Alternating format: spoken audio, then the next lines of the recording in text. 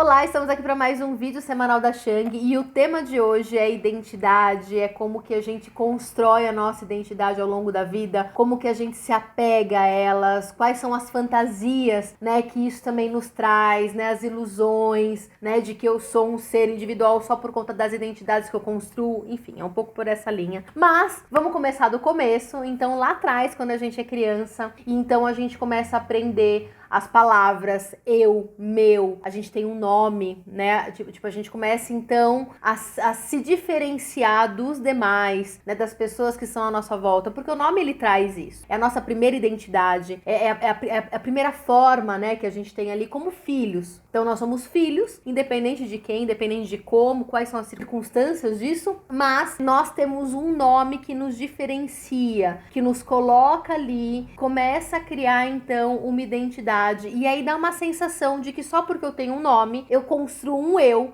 e esse eu, ele é na verdade algo muito separado do outro, totalmente diferenciado. E não é tão simples assim, né? Não é tão prático assim. Tem várias teorias que a gente poderia trazer dentro da psicologia, que fala sobre a formação do self. Eu gosto muito do Winnicott, por exemplo, quando ele fala sobre isso. Mas hoje eu não vou me aprofundar especificamente em nenhuma teoria, eu vou passar por isso, eu vou passar por ela, eu tô aqui, né, com as minhas referências do Winnicott, mas a gente não vai se aprofundar, mais para trazer uma reflexão, para que você comece a se questionar o que você projeta também no fora. Porque beleza, então voltando lá para a situação da criança que tem um nome, que você passou por isso, né, provavelmente, né, que bom que passou, mas você tem ali o teu nome. Então eu sou a Vanessa. A Vanessa é diferente da Marisa, é diferente da Gabriela, né, enfim, é diferente do José, da Maria, de todos. Até de uma outra Vanessa, né, existem diferenciações ali. E aí, essa criança, ela começa então a projetar nos seus objetos. Então, a criança vai lá e tem um brinquedo. Esse brinquedo é como se fosse uma extensão desse eu, uma extensão de si,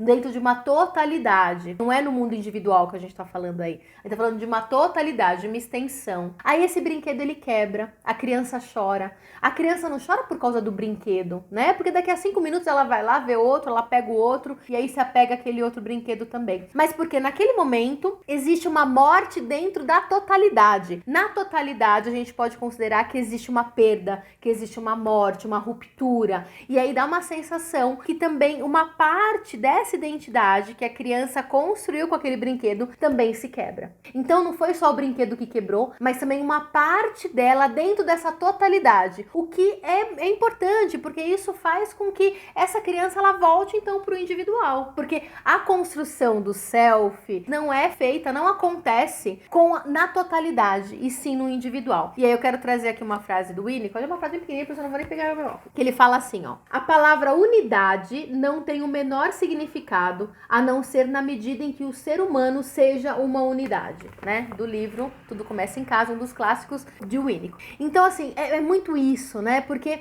a unidade, né, é esse ser, ele se tornar, então, esse o eu sou, o eu, criação, né, enfim, dessas diferenças individuais, só vai fazer sentido na medida em que ele é um indivíduo. Enquanto isso, o mundo ele vai estar sempre nessas totalidades, que vão se quebrando na medida em que a gente se projeta num objeto externo que representa essa totalidade. Tá fazendo sentido, gente? Tá muito confuso? Me avisem qualquer coisa, tá bom? E aí tem uma outra questão, né? Porque quando a gente fala dessa formação individual, a gente fala de uma diferenciação. Então, às vezes não, sempre a gente vai ter que entender, isso sou eu, isso aqui não sou eu. Então existe uma rejeição daquilo que não é o eu. E nisso, enfim, existem as consequências em relação ao mundo. Qual que é essa ruptura que a gente faz também com aquilo que eu não sou, com aquilo que eu não me identifico. E isso quando a gente fala em termos de sociedade, de relações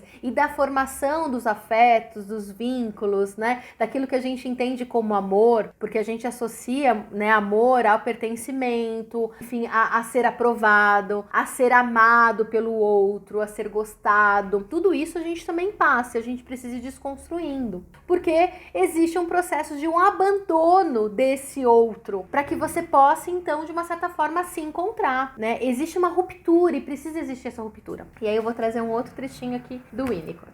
né? No mesmo livro. Ele fala aqui, ó. Se eu sou, então o caso é que consegui agrupar isso e aquilo e reivindiquei que isto sou eu e que repudiei todo o resto. Ao repudiar o não eu, insultei o mundo, por assim dizer, e posso aguardar um ataque.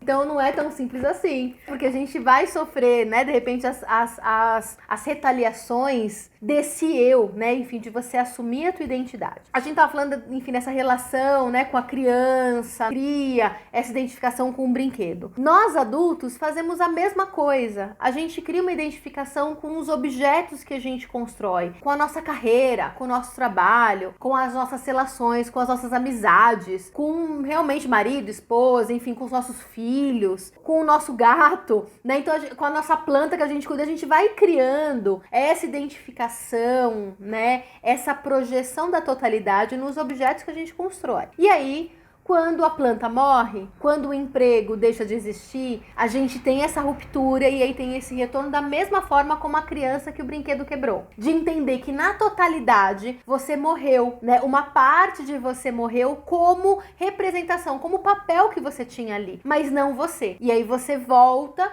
para que você entenda, então, quem é você no meio de tudo isso, né? Então, o mundo individual, ele também se constitui dessa forma, muitas vezes. Isso é uma coisa, enfim, que eu vejo muito. Quanto mais ruptura, né, enfim, a gente vai tendo, mais fácil é para que a gente consiga, né, entender o que é o não eu, né? Enfim, o que é o eu.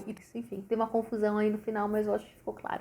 Então, comunidade, como que a gente se constitui ao longo da vida? Isso aqui não acontece necessariamente quando a gente é criança. Pode ser o ideal, pode ser... É difícil de falar sobre ideal, né? Porque, enfim, as coisas acontecem como tem que ser. Mas esse processo em que você vai se tornar uma unidade pode acontecer em qualquer idade, em qualquer momento da tua vida. Não é só quando você é criança lá atrás e aí você começa a aprender sobre a palavra eu, sobre o teu nome, né? Não é ali que vai acontecer. Ali talvez você vai conseguir construir uma base segura ou não, para que você consiga então, né, dar os passos seguintes, né? Mas isso vai acontecer em qualquer momento. Recebi hoje aqui uma frase que a Dani, minha amiga, ela me mandou. Olha só. Eu vou ler pra vocês, tá bom? Tá aqui aberto. Hoje de manhã eu recebi aqui uma frase do Jung pela Dani, minha amiga, que ela mandou. Eu vou ler pra você, porque eu acho que tem tudo a ver, né? Eu tava montando aqui, elaborando conteúdo, ela mandou essa frase.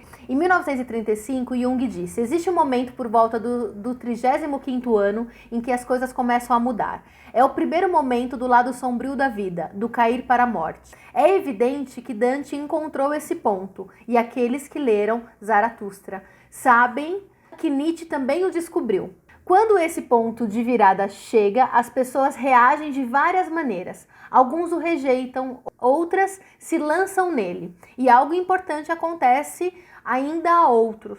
Se não virmos uma determinada coisa, o destino fará com que a vejamos, né? É aquilo que a gente tava falando, tipo, não importa quando, não importa qual momento, não tem uma data específica, né? Às vezes, né, a gente coloca como ideal, mas nunca é uma data específica, mas tem os momentos de descoberta na nossa vida, né? Tem os momentos em que a gente tem que parar para refletir de acordo com, né, todo o nosso passado, que a gente também cria uma identificação com o nosso passado, a gente também não. A nossa identificação, ela é sempre baseada no nosso passado, nas nossas histórias, naquilo que a gente já viveu, naquilo que a gente gostaria de ter vivido e não viveu, ou aquilo que a gente viveu não foi bom, ou então que a gente viveu e foi bom. Enfim, a gente vai criando, né, tipo as categorias dentro da nossa mente e vai se apegando a elas também da mesma forma. Então a gente precisa entender qual é, então, essa identificação que a gente tem com a totalidade, qual é esse senso de unidade que é o eu verdadeiramente. E para isso, às vezes a gente vai ter, como o Winnicott disse, a gente vai ter que então reivindicar aquilo que é o eu, e então rejeitar, né, abandonar aquilo que não sou eu